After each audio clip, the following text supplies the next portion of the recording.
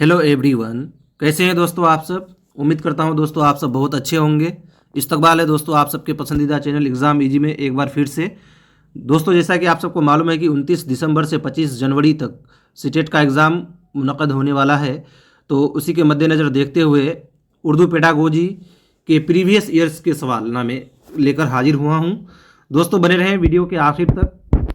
और इस सवाल नामे में जो 30 सवाल पूछे जाते हैं पेपर 1 और पेपर 2 में, उसको देखेंगे। और ये प्रीवियस ईयर के सवालात हैं 2021 में जो पूछे गए थे। ठीक है दोस्तों, तो उम्मीद करता हूँ कि वीडियो बहुत पसंद आएगी आप सबको। अगर चैनल पर नए हैं तो चैनल को सब्सक्राइब कर लें और बेल आइकन में ऑल सेलेक्ट कर लें, ताकि जब भी मैं इस तरह की वीडियो डालूँ तो आपको सबसे पहले मिल सके। ठीक है दोस्तों, तो दोस्तों पहला सवाल है कि मिसाल से उमूमियत का सफ़र क्या कहलाता है।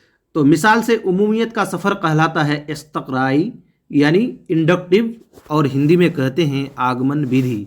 जब किसी मेथड से हम लोग बच्चों को पढ़ाते हैं, यानी मिसाल दे कर के, या फिर यूँ कहें कि उदाहरण से नियम की ओर, उदाहरण पहले बच्चों को देते हैं और नियम की तरफ जाते हैं, तो उसे इस्तक़राई तरीका कहते हैं। तो इसका राइट आंसर हो जाएगा ऑप्शन नंबर 1। और इसका जो है फाइनल आंसर की में भी दिया हुआ है, तो आप ऑलरेडी देख सकते हैं।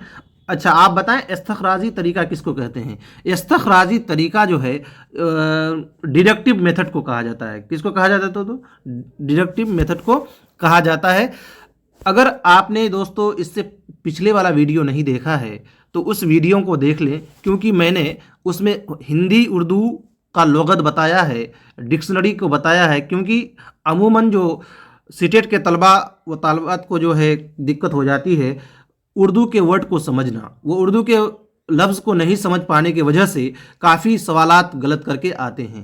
ठीक है दोस्तों, इस वजह से आप पिछला वाला वीडियो देख लें, डिस्क्रिप्शन में उसका लिंक मौजूद है। वो वीडियो सिर्फ 15 या 16 मिनट का है, तो आप ज़रूर देख करके एग्ज़ाम में एक बार जाएं, काफ़ी कारआमद आपका होगा। ठीक है दोस्तों, देखते हैं बिना देरी किए अगला सवाल। अगला सवाल क्या है फिर एक बार मैं बता दूं। इस्तक़राई तरीका मतलब इंडक्टिव मेथड, जिसको हिंदी में कहते हैं आगमन विधि, और इस्तख़राजी तरीका जिसको कहते हैं डिडक्टिव मेथड, जिसको हिंदी में कहते हैं निगमन विधि। इस्तक़राई तरीका ये होता है दोस्तों कि हम बच्चों को पहले उदाहरण बताते हैं, फिर नियम की ओर जाते हैं, जबकि इस्तख़राजी तरीका में पहले नियम बताया जाता है, फिर हम लोग उसका उदाहरण दे करके समझाते हैं। तो इसका राइट आंसर ऑप्शन नंबर 1 हो जाएगा। अगला सवाल देखते हैं।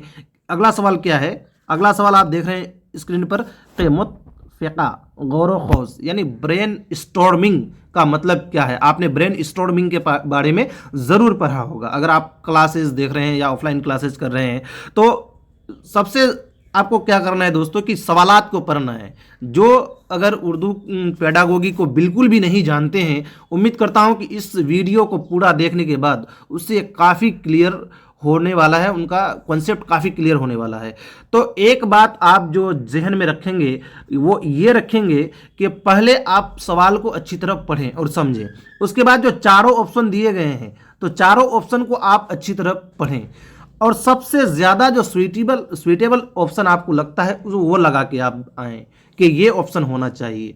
मैं उम्मीद करता हूँ कि ऐसा अगर आप करते हैं तो इम्तहान में यकीन मानिए आपका जो करेक्ट होने के चांसेज होंगे वो 90+ हो जाएंगे। तो अगर आप कुछ भी नहीं जानते हैं तो ये मेथड ज़रूर अपना के आप देखें। ठीक है दोस्तों, तो देख लेते हैं दूसरा सवाल कि मुतफ़िक़ा गौर व ख़ौज़ यानी ब्रेन स्टॉर्मिंग का मतलब क्या है। नंबर 1 ऑप्शन, मौजू पर नज़रियात से आगाही, कुछ ज़हनी कसरत, किसी चीज़ को समझने की कोशिश, या फिर जहन को किसी किस्म का महज फराहम करना। तो इसका राइट आंसर जो होगा वो मौजू पर नज़रियात से आगाही जो है ये फाइनल आंसर की है। इस वजह से जो है यहाँ पे आंसर भी सही दिया हुआ है, तो आप देख सकते हैं आंसर की दिया हुआ है, उससे कोई बहुत बड़ी बात नहीं। हम लोग हर एक सवालात का तज्जिया करेंगे, उसको समझने की कोशिश करेंगे, हर एक ऑप्शन को समझने की कोशिश करेंगे। अगला सवाल देखते हैं दोस्तों। अगला सवाल क्या है? प्राइमरी सतह पर दरसी किताब में तस्वीरी वजाहत का मतलब है। प्राइमरी सतह पर यानी प्राइमरी स्कूलों में जो निसाब की जो किताबें होती हैं वो उसमें बहुत सारी तस्वीरों के साथ पढ़ाया जाता है बच्चों को, ताकि बच्चों को समझने में मदद मिल सके। देखिए पहला ऑप्शन क्या है कि दरसी किताब को जाज़ब बनाना।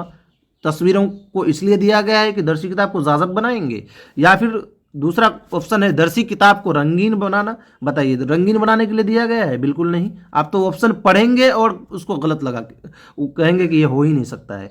ऑप्शन नंबर 3 देखिए, तसव्वुरात और नज़रियात को समझना। चलिए, ये अच्छा लग रहा है तो इसको हम लोग रखते हैं। चौथा ऑप्शन पढ़ते हैं, कहानी को समझना। ये भी अच्छा है कि कहानी को समझने के लिए तस्वीरों को दिया जाता है, लेकिन सबसे सुइटेबल ऑप्शन आपको क्या लग रहा है इसमें? सबसे जो सुइटेबल ऑप्शन है वो ऑप्शन नंबर 3 है कि तस्वुरात और नज़रियात को समझना। जो है प्राइमरी सतह पर दरसी किताब में तस्वीरी वजाहत इसलिए दिया जाता है कि तस्वीरों को समझ के उसके नज़रियात को समझ करके बच्चों को पढ़ाना है। तो ऑप्शन नंबर 3 इसका राइट आंसर हो जाएगा, जैसा कि आप स्क्रीन पर देख भी पा रहे होंगे। चलिए अगला देखते हैं। अगला सवाल है, होमवर्क के हवाले से कौन सा बयान दुरुस्त है? तो होमवर्क जो बच्चों को दिया जाता है, हम लोग होमवर्क देते हैं बच्चों को, क्यों देते हैं? यहाँ पे कहा है दुरुस्त है, तो इसको आप अच्छी तरह देख लें, दुरुस्त होना चाहिए। 4 जो है ऑप्शन दिया हुआ है, उनमें से जो सबसे स्वीटेबल ऑप्शन होगा दोस्तों, उसका हम लोग जो है क्या करेंगे, चयन करेंगे, वही सही ऑप्शन होगा।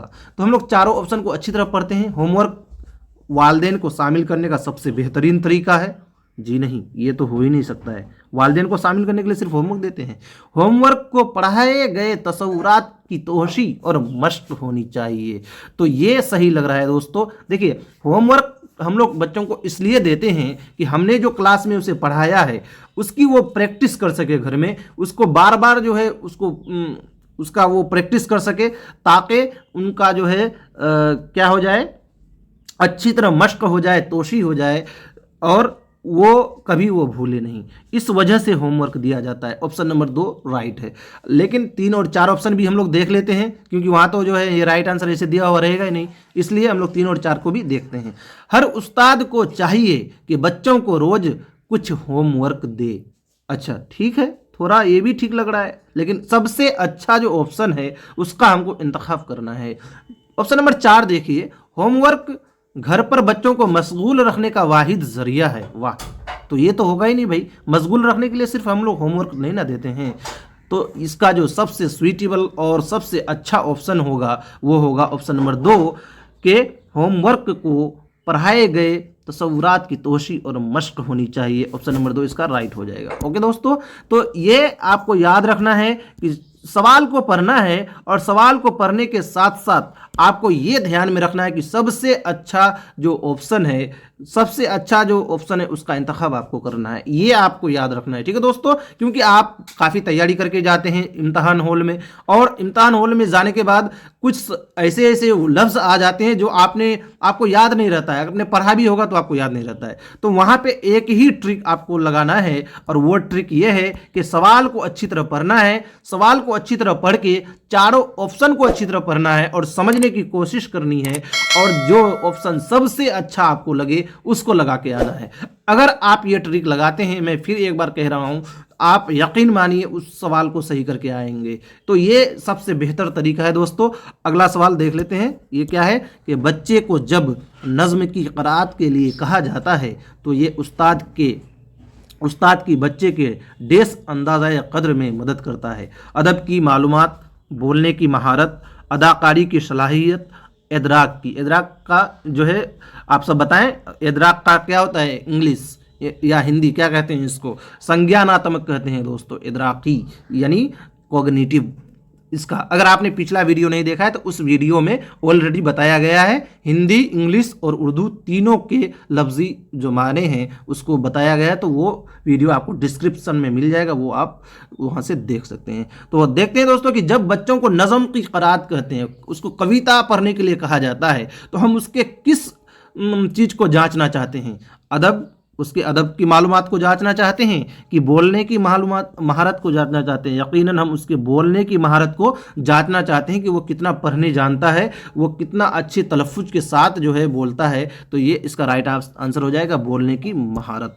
चलिए दोस्तों अगला सवाल देखते हैं। अगला सवाल है कि ज़बान का इक्तसाब होता है। देखिए, ज़बान का इक्तसाब यानी लैंग्वेज एक्विजिशन, ये भी पिछले वीडियो में मैंने बताया है कि लैंग्वेज एक्विजिशन क्या होता है। तो लैंग्वेज एक्विजिशन यानी ज़बान का इक्तसाब होता है जब बच्चे को कवायद के असूल पढ़ाए जाए। तो हम लोग जो है बच्चों को लैंग्वेज स्किल इसलिए सिखाते हैं कि उसको कवायद का जो है नियम पढ़ाया जाए, बिल्कुल नहीं, ऐसा ये गलत हो जाएगा। बच्चे को जजा या सजा दी जाए, देखिए जजा या सजा ये नेगेटिव वर्ड है दोस्तों, तो ये तो होगा ही नहीं, है ना। और उसके बाद जो है बच्चों को ज़बान से रूबरू होने का मौका मिले, बिल्कुल सही है। ज़बान का इक्तसाब हम लोग इसलिए करते हैं कि बच्चों को ज़बान लैंग्वेज एक्विजिशन इसलिए होता है कि बच्चों को ज़बान से रूबरू होने का मौका मिले। तो राइट आंसर हो जाएगा ऑप्शन नंबर 3।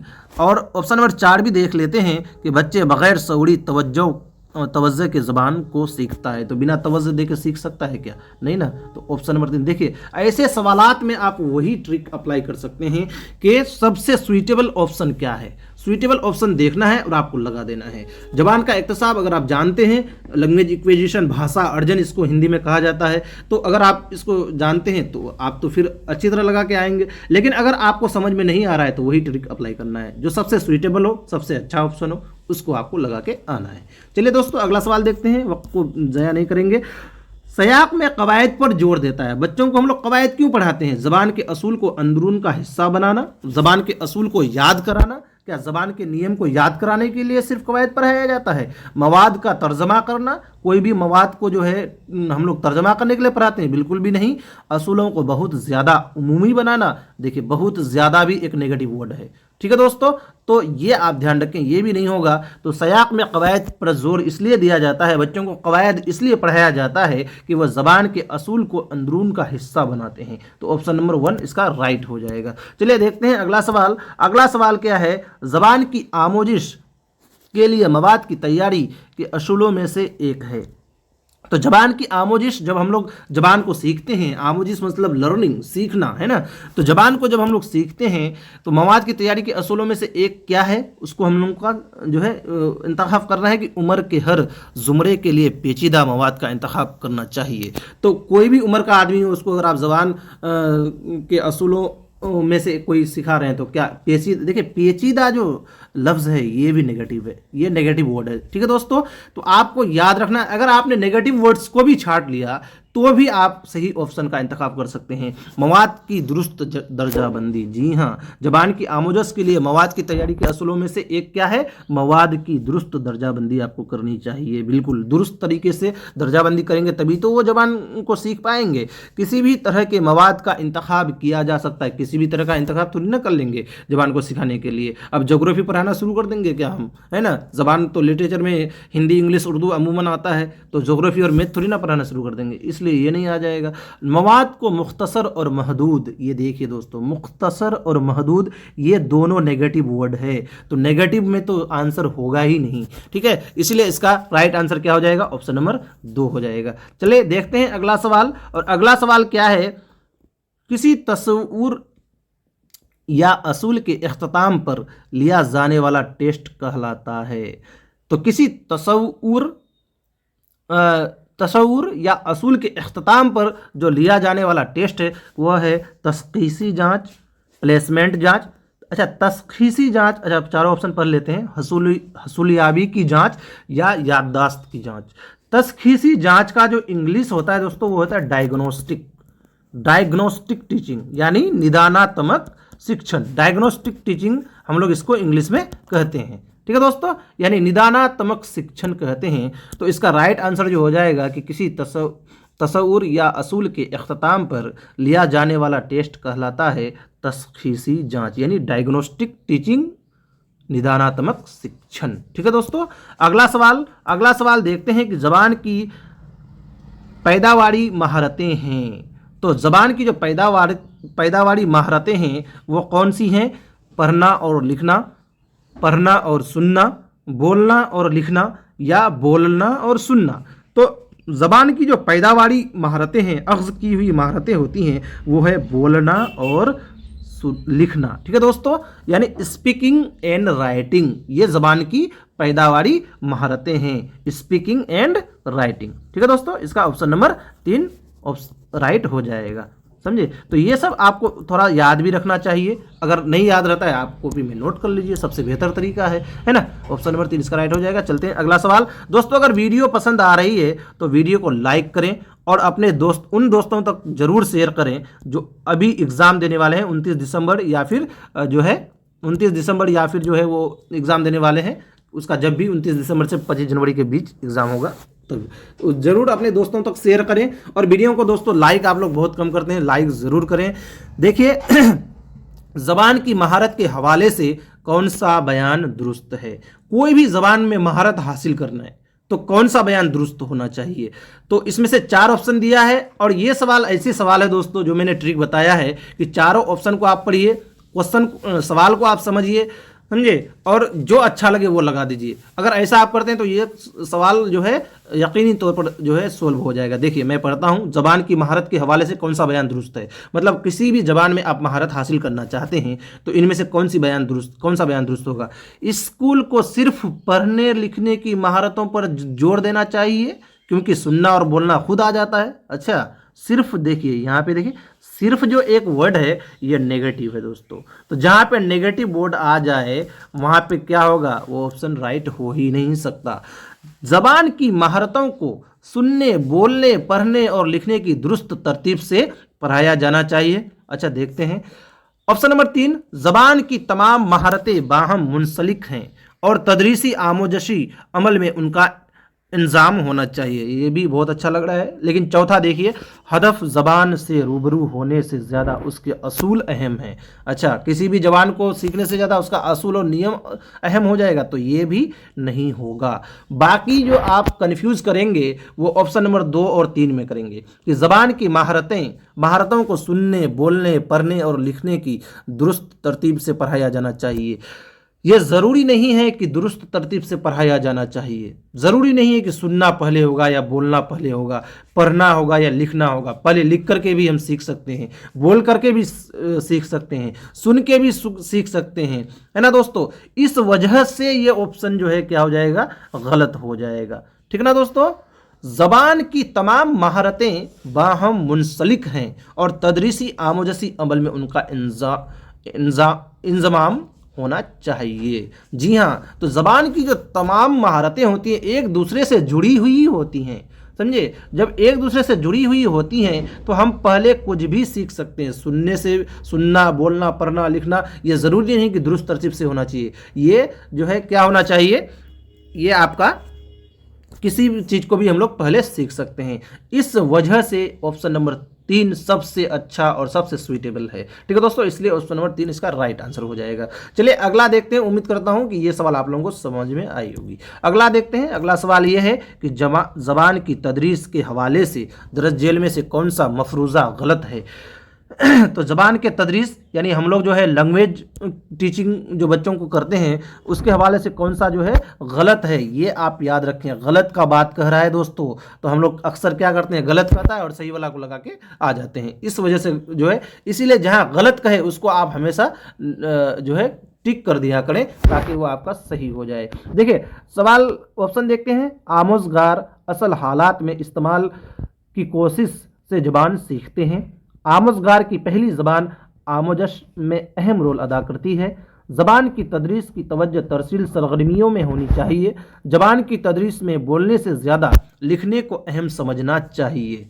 अच्छा आप बताइए कि यहाँ पे 2 चीज़ का कंपेयर हो रहा है। ज़बान की तदरीस में बोलने से ज़्यादा लिखने को अहम होना चाहिए, बोलने से ज़्यादा लिखना या लिखने से ज़्यादा बोलने को अहम हो सकता है क्या? नहीं ना, तो यही गलत है। ये ऑप्शन गलत है, इसीलिए ये सही हो जाएगा। गलत ही तो पूछ रहा था। ठीक है, तो आप जब सवाल को पढ़ेंगे तो फ़ौरन जवाब दे देंगे। ऑप्शन नंबर 4 राइट हो जाएगा। अगला सवाल देखते हैं। सवाल नंबर 28 पेडागोगी के लिए शायद ये 13वां सवाल। जर्नल के लिए लिखना तलबा के लिए मुफीद होता है। जर्नल के लिए लिखना तलबा के लिए क्या मुफीद होता है? अपनी आमोजिस पर गौर करने में, अपने हमजोलियों की आमोजिस पर गौर करने में, अपने तलफ़ुज़ के अंदाज़े कदर में, या अपने सुनने, बोलने की महारतों के अंदाज़े कदर में। तो जर्नल के लिए लिखने लिखना तलबा के लिए मुफीद होता है अपनी आमोजस पर गौर करने में। राइट आंसर क्या हो जाएगा दोस्तों? ऑप्शन नंबर ए इसका राइट आंसर हो जाएगा। जर्नल के लिए लिखना तलबा के लिए अपनी आमोजस पर गौर करने के लिए मुफीद होता है। अगला सवाल देखते हैं, जबान की तदरीस में निसाबी किताब है। देखिए जबान सीखने के लिए, देखिए जबान से काफ़ी सवाल आए हैं दोस्तों, तो इस टॉपिक को आप करके जरूर जाएं इम्तहान हॉल में। जबान की तदरीस में निसाबी किताब है, जो सिलेबस की किताबें होती हैं जबान सीखने के लिए, लैंग्वेज को सीखने के लिए, लैंग्वेज लर्निंग के लिए, वो क्या होता है? सिर्फ एक जरिया। अभी बताया कि सिर्फ वर्ड जो है ये नेगेटिव वर्ड है, कुछ अहम नहीं, कुछ वर्ड भी एक ये नेगेटिव वर्ड है। आप ये सारे वर्ड को एक कॉपी में ज़रूर लिखें कि कौन नेगेटिव है कौन पॉजिटिव वर्ड है। ये टैग वर्ड्स जो होते हैं काफ़ी आपको मदद करेंगे इम्तहान हॉल में। तो ज़बान की तदरीस में निसाबी किताब सिर्फ और कुछ तो होगा ही नहीं, माखज़ का खात्मा ये भी नहीं होगा। तो ये क्या होगा दोस्तों?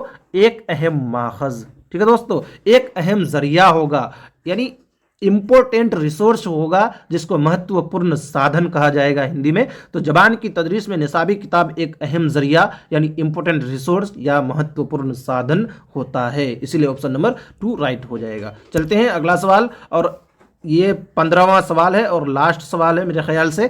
उसके बाद हम लोग जो है इक्तबास को देखेंगे। इक्तबास की मैं आप सबको सॉल्व करने का एक ट्रिक बताऊंगा। आप लोगों ने अभी तक सिर्फ सुना है कि सवाल को पढ़ के करना चाहिए, मैं एक दूसरा टेक्निक भी आप सबको बताऊंगा। चलिए पहले इस सवाल को देखते हैं कि बोलने की महारत को फ़रोग देने का एक सबसे अहम पहलू क्या है? साफ और दुरुस्त तलफ़ुज़ का इस्तेमाल, चलिए मान लेते हैं। सीरी और मुतरन्निम आवाज़ की तख्लीक, सयाक और हालात को जहन में रखकर बोलना, आवाज़ के ज़ेरो बम को बरूए कार लाना। तो बोलने की महारत को फ़रोग देने का एक सबसे अहम पहलू क्या हो सकता है?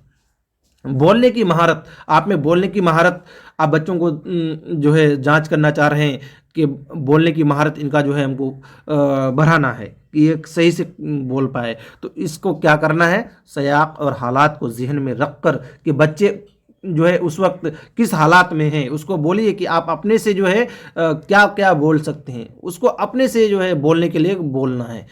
ये नहीं कि किसी को टॉपिक आप दे दिए और वो बोल ही नहीं पाया। तो यही चीज़ है कि सयाक और हालात को जहन में रखकर बोलने के लिए उसको देना चाहिए, तभी वो जो है बोलने की महारत में माहिर हो सकता है। ठीक है दोस्तों, तो देखते हैं हम लोग बहुत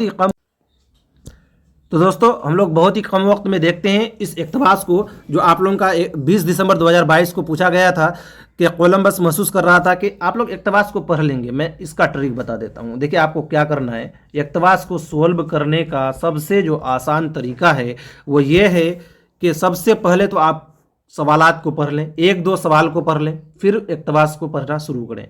ये आपने बारहा सब यूट्यूबर से सुना होगा कि भाई ऐसे करने से ज़्यादा अच्छा होता है। ठीक है, ये सबसे बेहतर तरीका है, मैं भी मानता हूँ। लेकिन इसका दूसरा तरीका यह है कि एक बार आप सरसरी तौर पर पूरे इक़्तिबास को पढ़ लें। कितना वक्त लगेगा पढ़ने में? 2 मिनट। 2 मिनट में तो ये इक़्तिबास आप पढ़ लेंगे। 1 मिनट लगेगा मेरे ख्याल से, 1 मिनट से ज़्यादा आपको वक्त नहीं लगेगा। तो बिल्कुल कंसंट्रेट होके आप इम्तहान हॉल में क्या करें कि इक़्तिबास को जो है पूरा पढ़ जाएं, और वो भी कंसंट्रेट होकर के, बिल्कुल कंसंट्रेट होकर के आपको इक़्तिबास को पढ़ना है। और इक़्तिबास को जब आप पढ़ लेंगे, फिर आप सवालात को जब करेंगे, सवालात देखेंगे, तो आपको पता चल जाएगा कि इस सवाल का आंसर तो वहाँ पर हमने पढ़ा था। ठीक है, तो काफ़ी सारे यूट्यूबर की बातों को आपको ध्यान नहीं रखना है, बल्कि आपको एक प्लान के तहत इम्तहान हॉल में बैठना है दोस्तों। और जब इम्तहान हॉल में आप बैठ जाएंगे तो आपको उसी प्लान के तहत सवालनामा को हल करना है। काफ़ी जो तालिबे इल्म होते हैं वो क्या करते हैं कि यूट्यूबर जो उसके उस्ताद ने कहा उसी को दिमाग में वो बैठा लिए हैं और उस चीज़ को वो करने लग जाते हैं, फिर उनका वक्त ज़्यादा ज़ाया हो जाता है। तो ये आप ना करें। आप पहले एक प्लान बनाएं कि हमको इक़्तिबास पढ़ना है या फिर सवालात को पढ़ना है, सवालात पढ़ के इक़्तिबास करना है कि इक़्तिबास पढ़ के सवालात करना है। आप इक़्तिबास पढ़ करके भी सवाल को कर सकते हैं। 1 मिनट सिर्फ लगता है पढ़ने में, कोई तो 1 मिनट से कम भी लगाएगा पढ़ने में। ठीक है ना, इस वजह से एक बार इक़्तिबास को पढ़ लिया करें और उसके बाद सवाल को कर सकते हैं। ऐसा भी करने से आप बहुत अच्छा स्कोर कर सकते हैं। और जिसने भी 15 में 15 में तो 14 करना ही चाहिए। मैंने तो 15 में 15 किया था, लेकिन इतने आसान इक़्तिबास पूछे जाते हैं, इस वजह से इनके सवालात आप बिल्कुल भी गलत नहीं करेंगे, क्योंकि यही आपका जो है पॉजिटिव पॉइंट है मार्क्स लाने का। तो बिल्कुल भी दोस्तों इक़्तिबास को हल करते वक्त अगर आपने पेडागोगी के सवालात को अगर गलत कर उतना अच्छा आपका नहीं गया है, तो आप क्या करेंगे कि इक़्तिबास के जो सवालात होते हैं वो आप सोल्व करके आएंगे। सारे सवालों को सोल्व करना है, क्योंकि इसमें नेगेटिव मार्क्स है ही नहीं, इस वजह से एक भी सवाल आपके नहीं छूटने चाहिए। तो आप पहले एक प्लान बनाना है कि हमको क्या करना है, पहले इक़्तिबास को पढ़ना है कि पहले सवालात को पढ़ के इक़्तिबास करना है। तो ये आप प्लान के तहत जाना है और अपने प्लान के तहत जो है आपको इक़्तिबास को हल करना है। देखिए मैंने पेडागोगी के 15 सवालात समझाए, इस वजह से मुझे ज़्यादा वक्त लगा, लेकिन आप लोगों को उस वक्त ज़्यादा वक्त नहीं लगेगा, क्योंकि आप बहुत ज़्यादा प्रैक्टिस करके इम्तिहान हॉल में जाते हैं। तो सवालात को पढ़ेंगे और बहुत जल्दी आपका हो जाएगा। ऑनलाइन एग्जाम तो हो ही रहा है, आपको तो रंगना है भी नहीं, सिर्फ टिक लगाना है माउस से। ठीक है दोस्तों, तो इस इक़्तिबास को आप लोग पढ़ लेंगे और मैं इनके जवाबात बता देता हूं फौरी तौर पर, क्योंकि वीडियो ज़्यादा लंबी हो जाएगी नहीं तो देखते हैं कोलंबस ने मल्लाहों को क्या समझाया। तो कोलंबस ने मल्लाहों को समझाया था कि खाली हाथ लौटना बेवकूफ़ी है, ऑप्शन नंबर 2। अगला सवाल आया था इक़्तिबास का, अगला सवाल ये था कि परिंदे झुके बादल और पानी पर तैरती साख किसके आसार थे। तो ये थे खुश्की के करीब होने। खुश्की मतलब आप सब बताएं खुश्की किसको कहते हैं, जमीन को खुश्की कहा जाता है। ठीक है ना दोस्तों। अगला सवाल यह है कि मल्लाह ने खुशी से चीख कर क्या कहा। तो मल्लाह ने खुशी से चीख कर कहा रोशनी रोशनी। जब उसने रोशनी देखा, जब आप इक़्तिबास पढ़ेंगे तो आपको एकदम आराम से ये मिल जाएगा। तो अगला सवाल देखते हैं दोस्तों, और अगला सवाल यह है कि लफ्ज़ परिंद का मुतज़ाद क्या है। देखिए 2 ग्रामर के सवालात आ जाते हैं, एक जो आपका नज़्म या पोएम पूछा जाएगा उससे, और एक जो इक़्तिबास आपका स्टोरी के तौर पर, कहानी के तौर पर जो पूछा जाता है अफसाने के तौर पर, वहाँ से। तो बहुत ही आसान होता है, अगर आपने थोड़ी सी भी कवायद पढ़ी है तो आप जो है बिला हिचक सही करके आएंगे। जैसे परिंद का मुतज़ाद क्या है, आपने सुना है ना चरिंद परिंद, है ना, तो उसका मुतज़ाद है चरिंद, है ना दोस्तों। लफ्ज़ परिंद का मुतज़ाद यानी उल्टा होता है चरिंद। अगला सवाल देखते हैं, अगला सवाल क्या आया था। अगला सवाल कोलंबस तारीकी में किस सिमत मुसलसल घूर रहा था। तो वो तारीकी यानी अंधेरे में मगरिब की तरफ जो है वो घूर रहा था, देख रहा था। और अगला सवाल ये आया था कि कोलंबस और मल्लाहों को दरख्त की साख पर किस रंग की बेरियां नज़र आईं। तो वह सुर्ख रंग की, सुर्ख मतलब लाल रंग की बेरियां नज़र आईं। और अगला सवाल है इस इक़्तिबास का कि कोलंबस का कौन सा ख्याल दुरुस्त निकला। तो कोलंबस का जो ख्याल था वो ज़मीन गोल है। ज़मीन गोल है, आप सबको पता है कोलंबस ने अमेरिका की खोज के लिए जब वो निकले थे तभी पता लगाया था कि ज़मीन गोल है, क्योंकि जहाँ से वो निकले थे वहीं पर वो आके पहुँच गए थे। ठीक है दोस्तों। अगला सवाल ये है कि कोलंबस के समझाने पर मल्लाह मजीद कितने दिन सफ़र जारी रखने पर राज़ी हो गए थे। तो 3 दिन। 3 दिन इसका राइट आंसर होगा। अगला सवाल है क्वेश्चन नंबर 9 ये है कि कोलंबस और मल्लाह किस मुल्क के रहने वाले थे।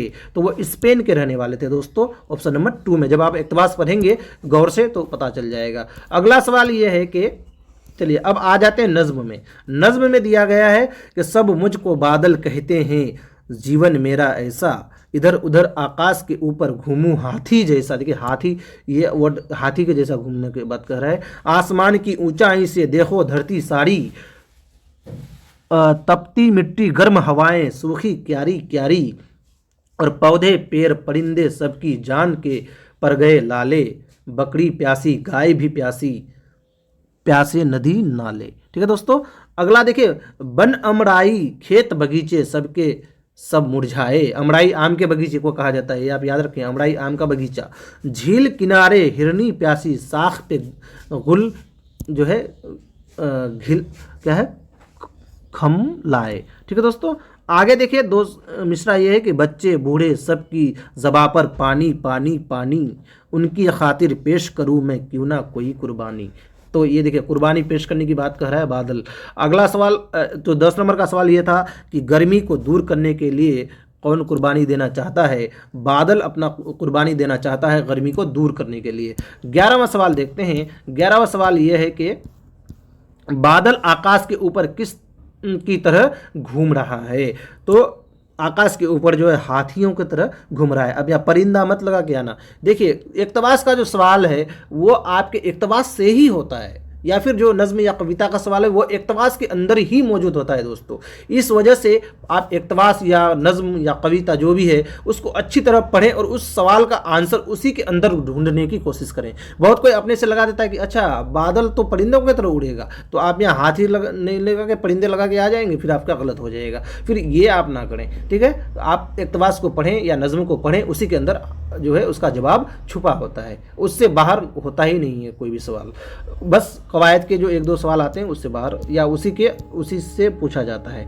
देखिए अगला सवाल ये था कि इस नज़्म में ज़मीन के हर सही किससे बेजार है। बेजार मतलब परेशान, किससे परेशान है? तो गर्मी से। आप जब नज़्म पढ़ेंगे तो पता चल जाएगा कि गर्मी से परेशान है, तो इसका राइट आंसर हो जाएगा गर्मी। अगला सवाल है, और अगला सवाल देख लेते हैं 13 नंबर की जान के लाले परना। तो यहाँ देखिए जान के लाले परना ये एक क्या है? मुहावरा है, और इसके जो है आपको क्या बताने हैं आंसर। जान जोखिम में डालना, शर्मिंदा होना, जीने की उम्मीद ना रखना, जान निसार करना। तो इसके लिए आपको इक़्तिबास कविता में नहीं जाना है, बल्कि यहीं आपको मैं आंसर बता देता हूँ। जान के लाले पड़ने का मतलब होता है जीने की उम्मीद छोड़ देना। तो कुछ मुहावरों को भी आपको देख के जाना है, क्योंकि मुहावरे एक पूछ लिए जाते हैं और कवायद में वाहिद जमा एक पूछा जाता है। और अगला सवाल देखते हैं। अगला सवाल यह है कि अमराई किसको कहते हैं। मैंने पहले ही बता दिया था, अमराई आम के बगीचे को कहा जाता है। आप सब भी जानते हैं, बहुत ही आसान सवाल है, अमराई तो आम के बगीचे को ही कहा जाता है। और 15 नंबर और इस सवाल नामे का आखिरी सवाल और आज का आखिरी सवाल कि बादल ज़मीन के वासियों को क्या पहुंचाना चाहता है। तो क्या पहुंचाना चाहता है? राहत पहुंचाना चाहता है, कुर्बानी देना चाहता है। गर्मी से लोग परेशान थे। इस इक़्तिबास नज़्म को जब आप पढ़ेंगे, ठीक है दोस्तों। तो आज के लिए इतना ही। कैसा लगा ये वीडियो? अगर वीडियो अच्छा लगा हो तो अपने दोस्तों को शेयर करें, चैनल को सब्सक्राइब ज़रूर करें और लाइक करना बिल्कुल भी ना भूलें। फिर मैं एक वीडियो लेके आऊँगा, कोशिश करूँगा आपके इम्तहान तक वीडियो आते रहे। तो दोस्तों आज के लिए इतना ही, फिर मिलते हैं एक नए वीडियो में। तब तक के लिए खुदा हाफिज व अस्सलाम।